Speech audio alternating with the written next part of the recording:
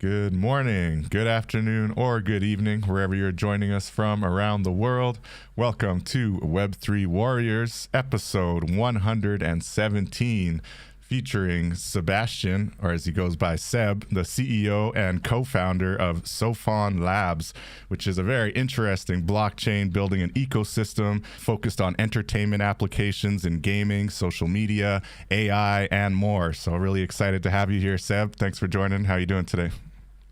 Hey man, doing good. Thanks a lot for having me. Awesome. Joining us from London today. So it's always cool to speak to some friends on the other side of the pond, you know, interesting times in the world. So everyone, thanks for joining us. My name's David Chroma. I go by Chrome in the metaverse. And this week, as I've said, we're looking at Sophon Labs, which is a really interesting kind of use case for blockchain and crypto, and really looking at kind of on-chain gaming, as well as other use cases that are a little bit more kind of real life applications, as opposed to maybe a little bit more of the investor side of the conversation. And here at Web3 Warriors, we always like to look at what we call the creator economy on the blockchain, and the ability for whether it's game developers, whether it's artists, really anybody to take the technology and empower themselves and offer a kind of new level of ownership, a new level of really innovation and creativity in this new era of the blockchain.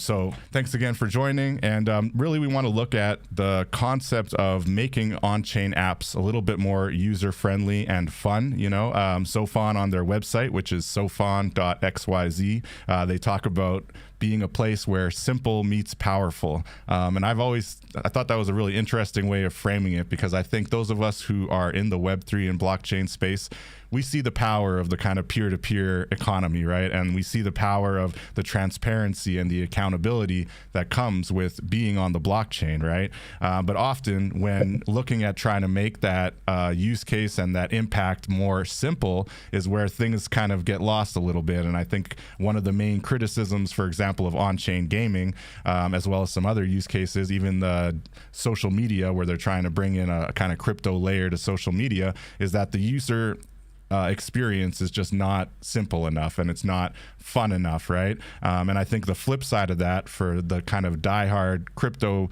folks is that often when you try to get more simplified, you do also reduce the decentralization of the network, right? And so I think that's always kind of a bit of a balancing act. And so I think what Sophon's doing and the way that they're trying to position themselves in this industry to really take on-chain applications and make them more simple is a very valiant effort. And I think I really look forward to hearing how they plan on doing that. And I think Seb is the best person to have here for that conversation. And we always like to look at, what it is that can actually disrupt current systems that are not really, providing the value that maybe they once did, and in some cases are just becoming much more kind of oppressive and taking away value and not giving value back to the users, right? So with that, thank you again, Seb, for joining us here. Before we kind of jump into Sophon and your mission and vision, everything you're working on, I would love to get just a little bit of background on yourself, what brought you to the blockchain, what brought you to crypto, and then we'll dive into Sophon. So thanks again for joining.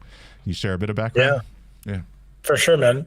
The first time I used crypto, or kind of when I got in the space, was in the 2017 cycle. At the time, I was working in a bank in Switzerland, which is where I'm from. And I remember buying Ripple. That was the first thing I bought. Someone told me it was like a good token to look at. And I think I bought it around like 0.15 or something. So fairly early. Made some money, and then it was exciting. But that cycle, you were kind of buying tokens, didn't really understand what anything was doing, and didn't make money, didn't lose money, and then kind of forgot about crypto for a while. And the bank that I was working in, my role was as part of a team that was choosing the asset managers that the bank works with. So it was kind of like an analyst role, mainly focused on the equity side. And around 2018, 2019, they started getting interested in crypto asset management, right? Okay. A lot of the clients were calling in and they were saying, yeah, we want to have some exposure to BTC, to ETH. How does it work? But we didn't really have products back then you could offer people, right? There was no Bitcoin ETF or no ETH ETF. That's still relatively new, right? We're only a year in now. That's right. And so my team started looking into it, and I basically took overall crypto coverage. So then for around a year and a half, 2 years, I met most of the asset managers that were trying to give crypto exposure, or who were doing hedge funds that was trading crypto. And back then everything was pretty small, right? Like, one of the teams that I was meeting was Grayscale. Another one was Amoon, which is now called 21 Shares. But back then, both of those guys were pretty small. And the more and more I spoke to these guys and, started figuring things out, I decided, okay, crypto is definitely a place that I want to kind of move my career to, right? Or move my professional targets for. So I left the bank in 2020, so during COVID, kind of learned a bit how stuff worked during DeFi summer. And then what was really interesting for me was to join a network. I thought, okay, that's the place that I'm gonna, cut my chops at, and then I'm gonna learn the most. So didn't really know where to start. I joined a network called Nervos, which was a Chinese blockchain that actually raised a huge amount of money in 2018, 2019, like 130 or 140 mil, if I remember correctly, from Sequoia and some others. Wow. And I joined to kind of help build out the DeFi ecosystem, and did that for around a year and a half. And then in 2022, I started reevaluating stuff, and I was like, okay, Ethereum communities where most of the builders are, that's where most of the innovation's happening. It seems like a good place to be. But ETH had its problems. It was still a proof of work network back then. And, people were starting to build layer twos. So I researched it a bit and I figured out, okay, there's two ways to do these layer twos. There's optimistic rollups and there's ZK rollups. And optimistic rollups had started shipping, Optimism existed already back then, but ZK was really the thing that was going to solve Ethereum's problems, right? It was going to come in and it was this hot, sexy technology that was going to solve everything. So I said, okay, I'm going to... For our listeners, I just want to clarify quick. ZK is zero knowledge, right? Zero knowledge proofs and That's new, right. new use case. So just for any listeners, you can go Google that, zero knowledge. You'll see what that's all about. Sorry to interrupt there. No worries, man. Yeah, ZK is it's a type of cryptography that is used to verify transactions on chain. And so I was like, okay, ZK is the next big thing. How is this going to work? So I started looking into who's building ZK L2s, and there were only a couple teams back then, right? There was Starkware, there was Matter Labs, Polygon. They acquired the Hermes team. And Scroll really wasn't much of a thing back then. So those were the main guys. And I figured, okay, did some more research, and Matter Labs is probably the team that I thought had the best engineering and was the most ETH aligned. So I did what I had to do to meet them, and they hired me as their head of DeFi, and stayed there for around 2 years. And then last year, which is when I left, what happened is, okay, by then a lot had happened, right? All these layer twos had become very sophisticated, very advanced in their tech roadmaps, and they were starting to open source their code bases. So basically, for people who are, your listeners who are non-technical, what that means is these engineering companies were taking their product, their engineering products, and saying to people, hey, here, you can take it, and you can basically build your own product using our technology. So it's kind of like saying, okay, we developed a new type of wood to build houses, and my wood's better than your metal. And now my wood is now available for everybody to use, and you can go and build your own houses with it. That's it. Shout out to open source. That's what's up. Yeah, exactly. And so I thought, okay, well, this is pretty interesting, because the tech is becoming pretty commoditized, and that means there's an opportunity to actually take this technology and focus it on specific use cases, because the reality is a lot of these big engineering companies that built out all of this technology, they're engineering companies, right? And they're built and they're run by engineers, and they kind of have this generalized feel to them, and they were not really differentiating themselves. No specific use cases, wasn't really targeted or tailored. They were just building out this tech and kind of saying to people, okay, well, whoever wants can come and use it, and we'll see what happens. Right.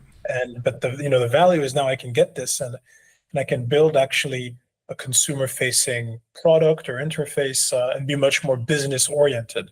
Mm-hmm. So that seemed like a really good opportunity to just go in and basically take the technology that was easy to use, and then put my business acumen, my network, and the way I see the world on top of it.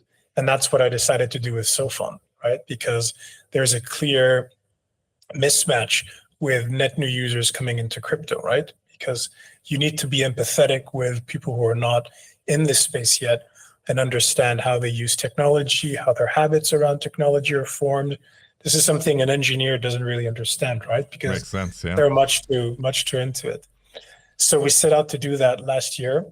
We raised a $10 million seed round, which was already like quite a success. Yeah. Then we went further than that, and we did a node sale where we raised approximately 21,000 ETH, which at the time was roughly 65 mil. And then we started building Sophon, and we launched the mainnet around 3 months ago in December 18th to be precise. And everything's been going great ever since. I think this week we crossed the 50 million transaction mark, which is fantastic. It's congratulations, incredibly big number to have done in the first 3 months. And the product is growing. The teams building with us are growing, and cool. that's my path so far. That's some awesome background, man. Thank you for sharing that. And I think there's a lot of interesting lessons kind of packed in there, not the least of which is, you made the choice that you saw the future in crypto, you saw the future in this technology, and you made an actual hard pivot, from the banking industry into this kind of blockchain and crypto space, right? Which is amazing. And then being so kind of intentional about each step that you make there, right? From the Matter Labs, and then, leaving and being able to provide and build Sophon. And then what you were saying about the open source is really clutch, right? And I think that's such a huge piece of it, because to your point, the engineers are geniuses, they innovate, they disrupt, but when it comes to the market and it comes to, the actual use case and making this kind of sticky for your average user out there, that's not necessarily their strong suit, right? So what would you say is kind of the mission and vision of Sophon? I have it up on the screen here. We're looking at, a lot of the kind of highlights, and where it says where simple meets powerful, and then, discover more together. And I like the idea of the new era of culture. So I want to deep dive into that a little bit as well. But I would love to just hear kind of at a high level, what would you say is kind of the main mission and vision of Sophon? For us, the objective is very simple. We want to be the place that builders and non-crypto users go to use the next version of the internet, right? Like, we really believe that crypto is this upgraded version of the internet, where you can own everything that you're building, or you can own your data, or you own your userhood, let's say. Mm-hmm. And we want to be the place that facilitates this. And I think that starts by having a really focused and empathetic attitude towards the end users that you have. So what does that mean? That means, so far in crypto, most of the people in the space are kind of early adopters of technology. There may be engineers, or they're devs, or they're curious people, right? Mm-hmm. And we've kind of gotten to the end of that bucket, right? Most of those people in the world who are interested in being an early adopter of tech or that sort of thing, like, they're in this space, right? Right. We've onboarded them. So then, what does that mean? That means that the next wave of people is like the mass market wave, right? But those folks, they interact with technology in a completely different way. They're less tech advanced, less tech curious, and that's completely fine. Mm-hmm. But in order to get those people on chain, we need to think and observe, how do those people use technology? How are their existing habits around daily uses of tech, whether it's Netflix, or using your Uber, or your Whoop, or whatever. How does all of that work? How are people consuming this? And then bring those habits and bring that intuition into a crypto setting. And that kind of starts by the visual side. And that's what, when you go to Sophon, you can see an incredible design. We put a lot of effort into design there to make an experience that look and feels very intuitive for the end user. And I think that's where it starts. Amazing. Yeah, for sure. And the idea of basically speaking to what the crypto world calls normies, right? Like your standard average user of technology, and being able to kind of pitch it in a way that is exciting for them. So what's kind of an initial use case that you found kind of the most success with, and how are you kind of taking this to market? I know there was an announcement I saw on your LinkedIn with Binance buying in, and some support and partnership with Binance there, and so it seems like you're growing a lot in the crypto ecosystem. Is there an actual specific kind of go-to-market use case for those non-adopters, those people out there that you think is going to be the most kind of sticky that you're working on, or is it kind of just the platform's there and we want to support any and all projects that are kind of with this kind of goal in mind? Or do you have a specific kind of project that's already launched and is being used out there? So the way I think about it is twofold. There's what we can build internally, and then there's the external partners or parties that are building with us. So let's talk a little bit about the internal part. Okay. At the moment, when you're running a network, most of the pieces of the network are completely distributed. That means the wallet, the trading interface, and the way that the user is onboarded is very fragmented, right? There's a piece to do every single thing, and it's this whole user or toolbox that's very confusing for new people. In the Web2 space, when you're using a new tool, you usually have this one front end that you interact with, and everything is there. And that feels safe, it feels comfortable, it feels familiar, it feels intuitive. So the first stop for us was to just reskin the way that people have their first interaction with crypto. And that means building an account. Instead of having this concept of wallets, we want people to have this concept of accounts, because that's something that they already understand. So you log on, you create your Sophon account. There's a private public key part to this, of course. So for the crypto natives, they'll understand that. But when you log on to Sophon, you're creating an account using your Google account or your passkey. And after that, you log into the Sophon home. And the Sophon home is kind of where everything starts. It's this discoverability page. It houses your account, your rewards, your loyalty, your badges, everything that you've built into your account. So we kick off from there. And then there's different things that you can start to do. There's the Sophon loyalty program, which has this sort of social composability between the different applications building on Sophon. And that lives in the Sophon home. And then there's the Sophon Data Hub. And the Sophon Data Hub is, we can talk a little bit about that later on in the podcast, but that houses all of the different kinds of data points that the user will share with the Sophon account. And remind me to talk more about this later. Okay. And then on the external part, you want your partners to be leveraging all of this front end, right? This one-stop shop that the user logs into. And so we push to have very deep integrations with our partners, right? We're not trying to onboard 100 different partners to have a light touch. We want them to have these very deep integrations with the Sophon home and really leverage the Sophon home, the Sophon account, the loyalty program, the data hub, and you start to create a very deeply embedded ecosystem that you can present to the end user. And I think that's a great way to kind of spark the attention and keep the attention of people who've never really used crypto before. Nice. Because you're creating this user experience that looks and feels like something they're used to. Okay, that's cool. And so the improving the UX, definitely your website is very pretty. I recommend everyone check it out at sophon.xyz, and it does hit on a lot of the kind of key points that you've been mentioning so far here. And so how does that work, I guess, would be my next question. Like, is it an EVM compatible chain? Is it just kind of really its own out of the box solution? I know you mentioned the Sophon ZK, which you mentioned earlier. You kind of utilized open source, ZK stuff that was available and built it into this platform, into your ecosystem here.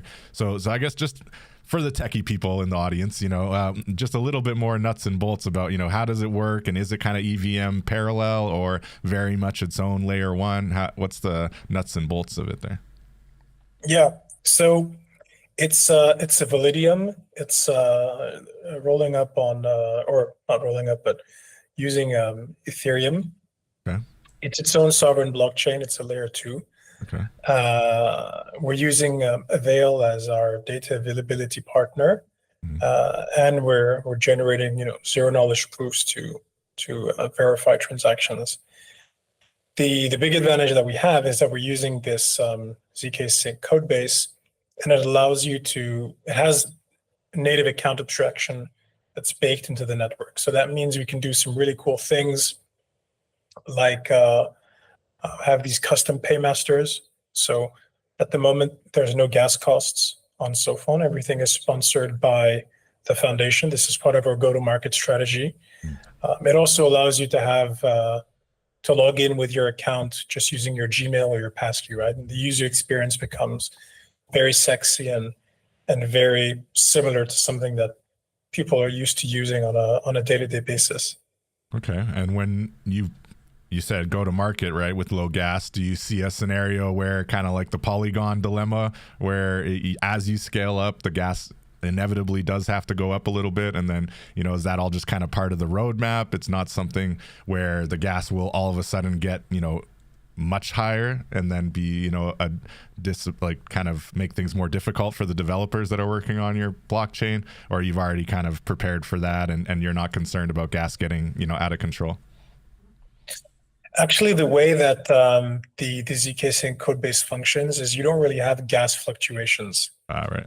So when activity goes up, you're actually just queuing the transactions at the RPC, but they're not. You don't have gas wars that are happening. So that's actually a pretty sexy feature of how the network's built. Yeah, that's pretty epic. That's good. That makes sense. And I guess that's one of the value of the ZK for sure. And then you were saying kind of having a lot of that built natively into it. So looking at the nodes then, how do the nodes function, and is it easy for people to get involved, or is it, what does it look like? What's the pitch to the community for maybe those who might want to mine or might want to be part of this solution as it's evolving? So the node sale, the initial pitch when we did the node sale was we're earmarking 20% of total token supply as rewards for the nodes over the next 36 months. So immediately that became like a semi-liquid option that folks were taking on Sophon. So people who bought nodes when we did the node sale last year, they're saying, okay, I'm getting into Sophon at this lower valuation, and I'm long the Sophon token and the Sophon project before it's come out, right? Nice. And so 20% of total token supply over 36 months. Next, for me as a founder, it's very important that the node holders always get value because they kind of represent the core community of the Sophon project. And trying to always push additional value to those guys is the best way for us to grow our community. It's the best form of marketing, right? Because they were making your early investors successful. So projects that build natively on Sophon, we always negotiate them airdropping part of their token supply to the node holders as a reward.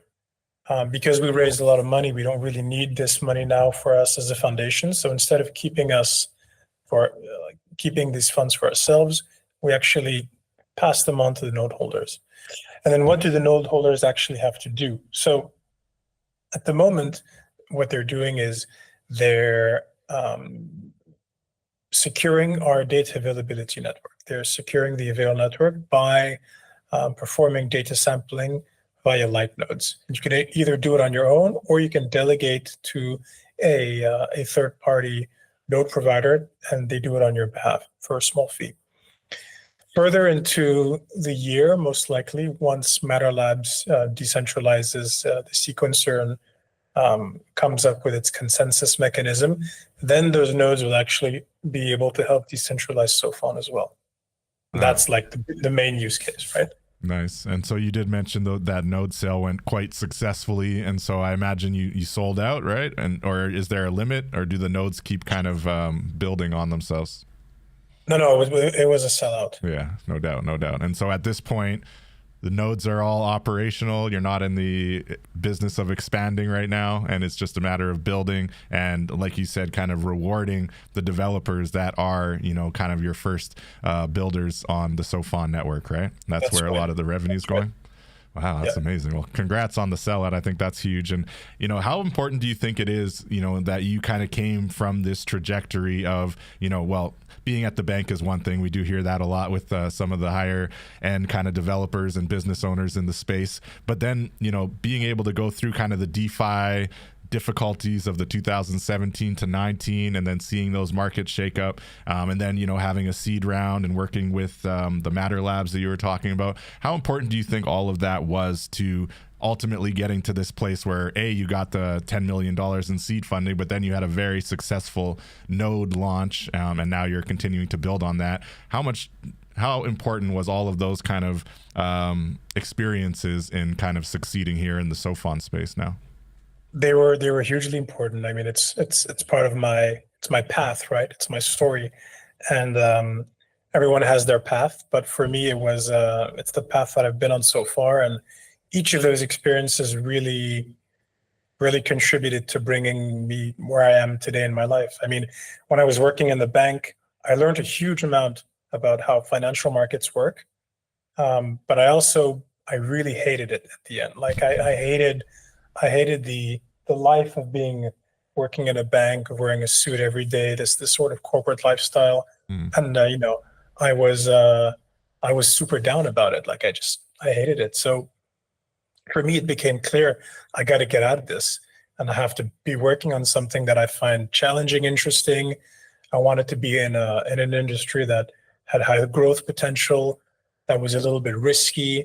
Um, so that brought me to crypto, right? And that was a formative experience. And then in crypto, it's not like in other jobs or in other careers where you can have a friend who kind of like introduces you to a company and you kind of get in and you use your network to get your foot in the door.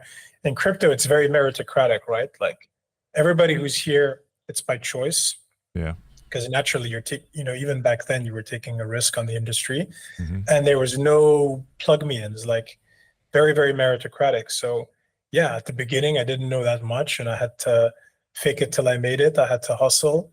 And it's quite humbling Yeah. to really have to hustle your butt off to get your foot in the door and to build up a network that's entirely anonymous most of the time, that's on Telegram. It's hard to Mm. to get in. So over time you build it up. And I think working at Matter Labs was great because it gave me a very deep technical understanding of how blockchains function at the core level. Mm. And I became kind of an ambassador for ZK Tech through my role at Matter Labs as well, because even though we were like a business team, we had a very deep, I think we were the most technical business team on the market, to be honest. Nice. We had a very, very good technical understanding of how stuff we were selling worked, basically. And obviously transitioning to becoming a founder, that was very important, right? That gave investors a lot of confidence that I would be able to build a team around this and ship my vision. Awesome. No, that's pretty impressive, man. Congratulations, honestly, that you've made it this far. And, in 6-7 years, it's a relatively short kind of professional trajectory to get to this level of success. So kudos to you, man. It's really, really impressive. On the node piece, and I just scrolled down and saw this currency of culture. I like the way you're framing culture, by the way, and we're going to tap on that soon as well. But I'm wondering about the Soph token. So is this something that is publicly available, or is it a reward system specifically for your node operators and developers that are in the ecosystem? Can you share a little bit about the token and how that works? So the token is out, but it's entirely owned by the foundation right now. Gotcha. And so there is no price for it, and that's we're just using it for sponsoring gas on the chain. Relatively soon, probably towards the end of the quarter or beginning of Q2, is when we're going to list the token. And then we'll start, the token will have a price. We will unlock the token for the node holders and the folks who farm the token as well on our points farm. And that will kind of be the way that we kick off the Nice. life of the token. Very cool. And some lucky early farmers will maybe take a small payout and hold the rest. Who knows? Who knows what'll happen there? Let's see. That's very cool, though. Very cool, man. So I noticed that there was some mention of AI, and I guess you're integrating artificial intelligence probably in all different kinds of ways in the back end. But I did want to just kind of pick your brain a little bit, as someone who's very aware of the developer side of things as well as kind of the real life application focus of Sophon. How is artificial intelligence kind of changing the game when it comes to the adoption conversation, and how are you using it at Sophon? So I always come back to this interview that I saw a couple months ago of Jeff Bezos, where he was talking about Amazon and AI. And the interviewer asks him, how much of Amazon is processes or business lines, have AI baked into it. And Bezos replies, 95% of what we're doing on Amazon has AI into it. And the reason is because AI is such an industrial revolution. It's like the introduction of electricity or the internet, where it's not some businesses use the electricity or the internet, everything will use it. And he was of the opinion that going into the future, it's not that some businesses will have AI or some won't. Everything will have some form of AI working in the business, right? Right. Whether it's training data that your business generates, whether it's optimizing parts of your business, it will always be there.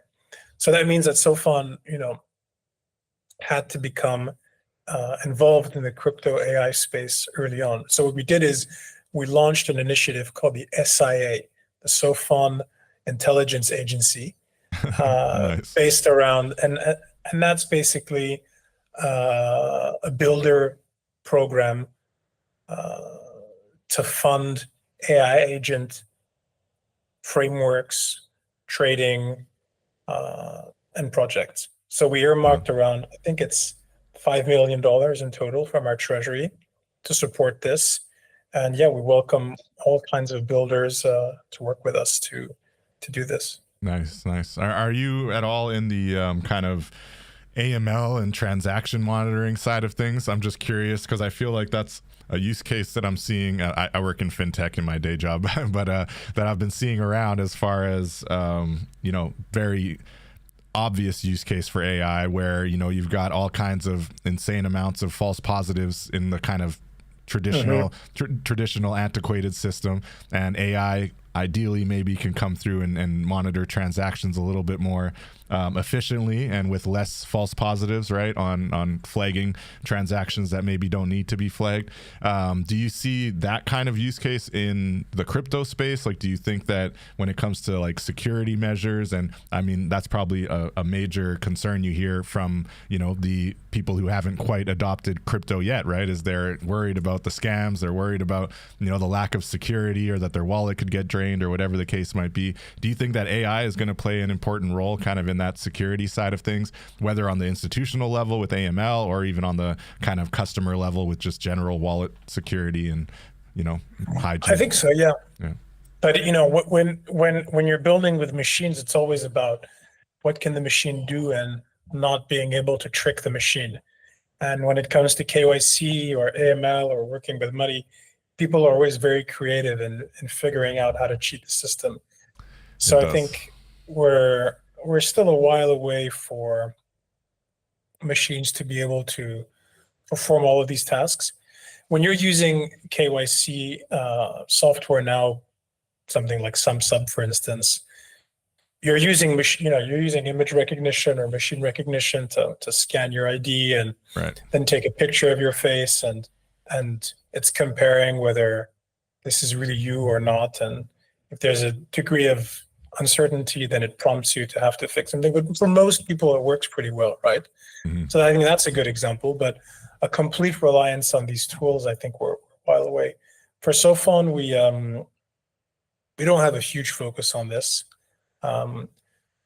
We do care about users and not getting rugged or not having poor experiences. So the chain for the time being is permissioned, which means that all of the applications building on Sophon have to be approved and vetted by us, right? And that allows us to work exclusively with teams that we have a lot of confidence in, where we know the team, we know the founder, what they're building, and it avoids having bad surprises on the network and bitter endings for users. Okay. So, and with that, obviously, as of right now, you're not quite at the decentralized network effect. You're still at very much a bit of a centralized operation, and with intention, though, right? With the idea of being very intentional about how the blockchain and the programming is being used, essentially, right? Yeah. Okay. I mean, every layer 2 is centralized. Yeah. There's something centralized layer 2. Right. And then something like Solana is arguable how decentralized it is because there's not that many validators. So Yeah, I do hear that. The only really decentralized chains are ETH and BTC. ETH and BTC. All right. I was going to ask you about that, because I was curious. And then when you mentioned how it is a layer 2, a sovereign layer 2, and how you're still kind of being EVM compatible, that's amazing. And I think to your point, yeah, layer 2s will all have some type of point of centralization. And I think you're doing it in a very intentional way to kind of grow out a network with a purpose, right? And I can see kind of the use case that you're going for there.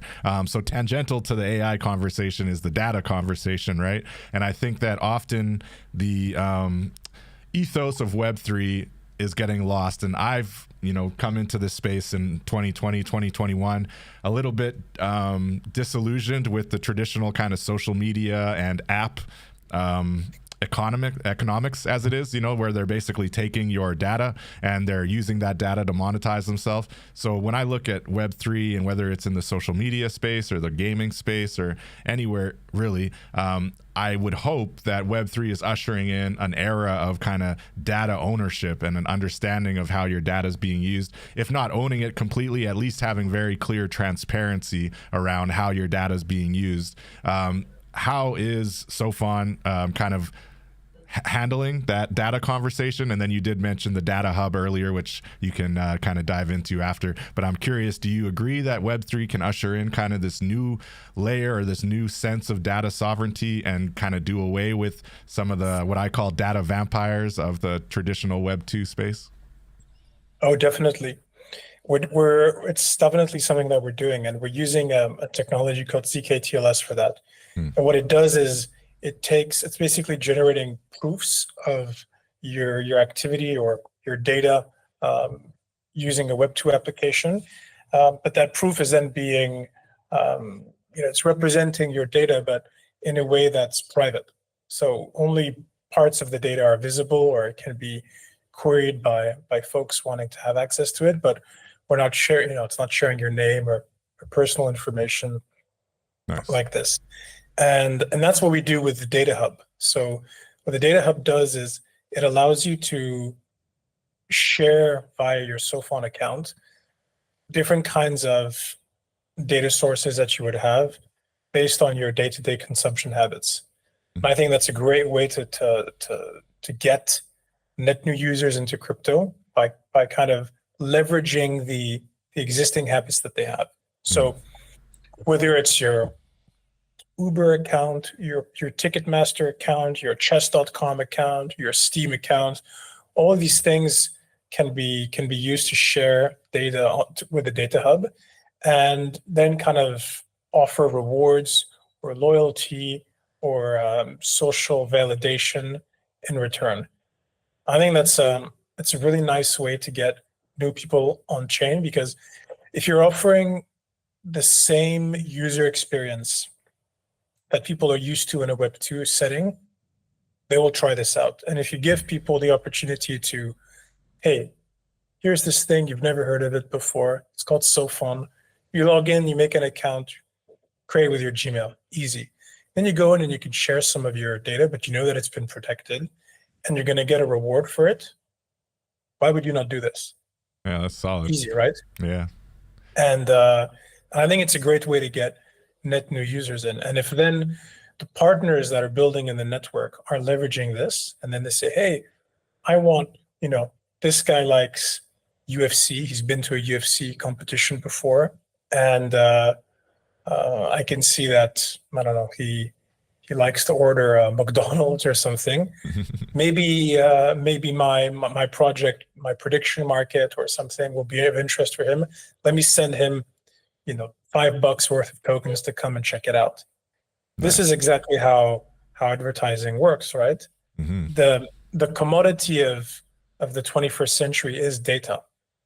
And I really think that using that as an onboarding mechanism for people who've never used crypto before, as long as you're offering them a user experience that's equivalent to what they're used to,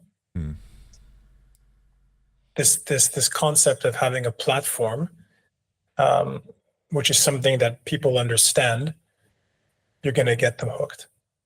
Yeah, that makes sense. That makes sense. So on one hand, the data internally in the Sophon ecosystem can be kind of used by developers and tailor-made, and you're asking for the user's approval, and if they approve, you give them rewards. So that's a really cool kind of very Web3 way of handling data. And then the idea that, to your other point, when developers, want a certain data set, everyone who loves UFC, for example, according to the data set we have, and we want to airdrop a certain token to them. This is like direct marketing in a way that's like just kind of unheard of in the traditional ads space, right? It's like maybe the closest thing you can think of is like loyalty points, or, buy here and get a little bit of, reward points on your Starbucks card or something like that, right? Yeah, so that's right. Yeah. And so I've heard you talk about that loyalty and rewards angle a lot. So how much is that kind of important to Sophon kind of succeeding? And is this a scenario where the reward is going to be the Soph token for the users as well? Or is that a different type of different token that you'll have, like a different governance token or something?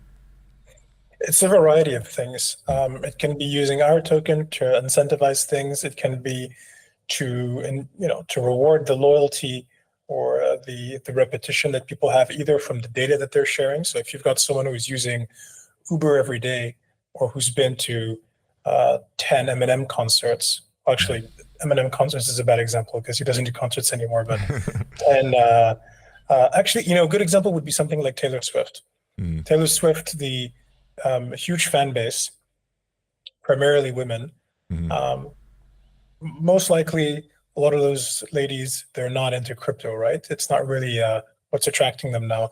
But if I go and I say, hey, here's the biggest Taylor Swift fans are getting these incredible rewards on the Sophon platform, and people will be interested in this, right? People will want to go get those rewards. And on the flip side, you're going to have access to accounts or users where you've proven, for a fact that they are very into a particular thing, in this case Taylor Swift, and that's very valuable to products and services that are building on Sophon, right? Yeah. Whether it's maybe the ticketing companies that we're working with, some social things, there's different kinds of examples, right? And I think that's going to be the onboarding moment. Yeah, that's fascinating. That's awesome. So what I'm hearing is, on one hand, you're empowered to make the choice if you want to give your data to Sophon. On the other hand, you're also being rewarded for the data that you're giving to Sophon, and even the data that you do take is being used essentially internally to the ecosystem of Sophon, and not something you're maybe taking to market and selling the way a Facebook does, for example. So a very different kind of profit model, but still very much seeing the value in data. And as you rightly claim, that is kind of the commodity of the 21st century, as it were, and that's where we're going. So I know we're getting close to that 1 hour mark. I want to respect your time. I am curious about your thoughts on on-chain gaming specifically. There's a lot about creators and culture on your website, and the idea that Sophon is built for creators. So I really love that angle, and I want to see on-chain gaming succeed. Frankly, I launched this podcast over 3 years ago now, really talking about the value of blockchain for gamers. But I soon realized how much gamers don't want to hear that pitch at all. So I'm curious what your thoughts are on on-chain gaming and where we're at and where we're kind of going as we kind of wind down here. Yeah, man. I think it's because it just hasn't been executed in the right way yet. There's a game launching on Sophon in Q2. It's a mobile game that comes from I can't say what the game is yet, but basically they're building using Beam as well, which is one of our core partners, they're one of the largest sort of entertainment or gaming DAOs or investors in the space. The game that's coming to build with us, it's a mobile game that's existed for, I think, 4 or 5 years now. They've done 350 million downloads on the Apple Store. Awesome. And Google Play Store. They have around 2 million monthly active users. And the founder's been in the mobile gaming space for 2 decades. So these guys, they know their shit, right? They know how mobile gaming works.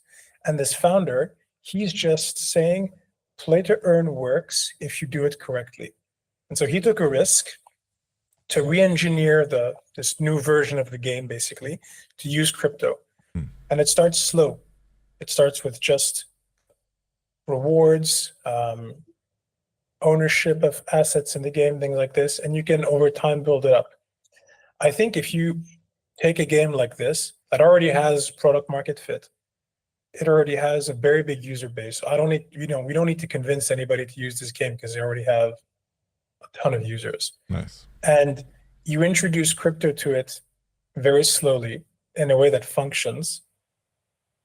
If that works,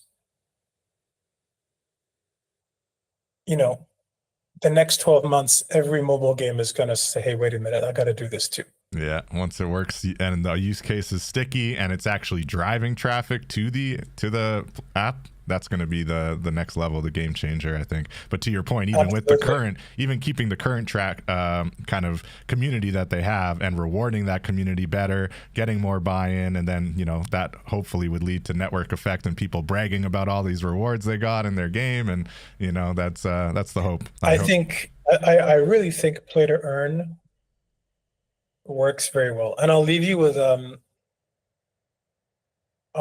thought. Mm-hmm. And this is a concept that I talk about sometimes when I'm doing public speaking. It's the difference between PvP and PvE environments when you're building a business. And let's take the last 6 to 9 months in crypto have been largely dominated by trading meme coins or shit coins, right? Yeah. And stuff on stuff launching on Pump Fund on Solana. Mm-hmm. Then on the other side, take the largest speculative market in the world, which is arguably the lottery, right? It's existed for a long time. People play the lottery all around. It doesn't really matter like where you're from, your religion, what color you are. Like people all around the world play the lottery, right? Yeah. And whether it's the lottery or the scratch cards, things like this. Now, the lottery is something that people play on a regular basis. It's a repeat action from people who play it. Even though statistically they know that they're going to lose, they're still trying again, and they're never upset at it. That's a good point. Nobody plays a scratch card, doesn't get the payout, and thinks, oh fuck, I'm never playing the lottery again. This is bullshit. It's the last time. Then you go PvP, like buying a meme coin on that launched on Pump Fund, for instance.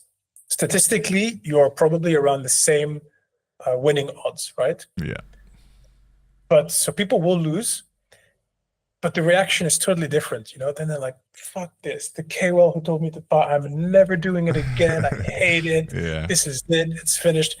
And they're both odds are relatively the same. Both actions are relatively the same, but the outcome or the feeling for the person is completely different, right?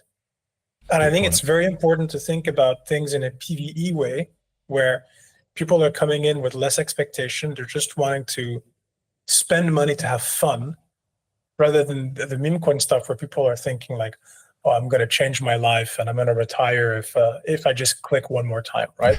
That's that's an unhealthy mindset. Whereas, hey, I'm going to spend $10 playing this game that I love or buying this item in the game that I love. It's fun. And I think people do this already in games, right? People spend money, whether it's playing FIFA or in Call of Duty or World of Warcraft. 100%. People spend money, right? But this money is very synthetic. It doesn't really exist. Exactly. And crypto gives you such a nice opportunity to actually materialize this money. I do really think that folks will earn a living playing games using in-game item, not like streaming, right? Yeah, but not just the Twitch the items in the games. Yeah, but I really do think so. I really think that in the future that's going to happen. And I think even the Twitch streamers have such an awesome opportunity right now to use blockchain, frankly, to kind of cut out Twitch and find ways to actually get support from their community without taking like 40% to platform that Sure. they were streaming on. So there's that whole conversation too. But yeah, no, you're right. And I think we're getting to that place where there will be a little bit more expectation of it. And the way I've been framing it is just bringing real world value into the digital world. Like, we've all been paying into these video games, but once you buy it and you have the asset in that world, it's no longer real world money. It's just the game money, and you can't take it out unless you like find a way to skirt around their rules, and then they get mad at you or whatever. But generally, there's no real world value in the digital world outside of crypto, and I think it's a no-brainer for the gamers out there. But we'll get there, and I'm definitely going to be keeping an eye out for that project that you're mentioning. So 2-3 months out, we'll definitely want to try out that mobile game. And I have been seeing it in the mobile space more than other spaces, where they are kind of dipping their toes into some layer 2 crypto options where it's very quiet and kind of in the background. But I look forward to seeing how Sophon's doing it. So thank you so much. I did want to get into a little bit of the real world asset conversation, but maybe we'll save that for another conversation, and people can probably glean how that's going to kind of be applied in the Sophon world and as an L2. So really cool. Is there anything else you want to just kind of pitch to our listeners? Any call to action as far as how they can get involved with Sophon, or what we should be looking out for? Yeah, head on to sophon.xyz, like you said at the start of the show. Give me a follow on Twitter. I don't know if you can link that in the show notes. Yeah, and sure. follow Sophon, just SOPHON on Twitter, on X. And yeah, expect a lot of cool stuff to come out the next few months. Nice. There you go. Follow Sophon on Twitter. What's your Twitter, just for the listeners, quick? It's 0x Sebastien A. There you go. 0x Sebastien A on Twitter. Thank you so much, Seb. This is a really, really cool application. Wishing you the best of success, continued success for Sophon. And we'll be watching, and I look forward to getting more involved in the ecosystem. And to all of our listeners, thank you for tuning in. Until next time, we'll catch you all in the